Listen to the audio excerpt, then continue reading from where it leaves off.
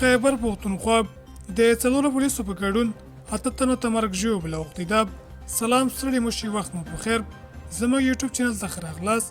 پاکستانی پولیسو ویلي چې د خیبر پښتونخوا په بانو د رئیس اسماعیل خان کې په دوه پیښو کې یو ماشوم او یو پولیس وژل شوی دی.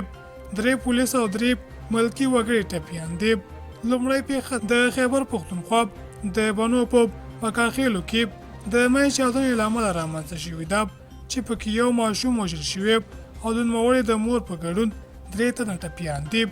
ځایي چارواکو ویل چې یو کوچنی ماشوم توپ ته ورته ماین موندلی و چې کور ته تر وړلو وروسته یې چاودنه کړې. ماشوم پکې وژل شوی، مور او 2 تره زامن یې ټپیان دي.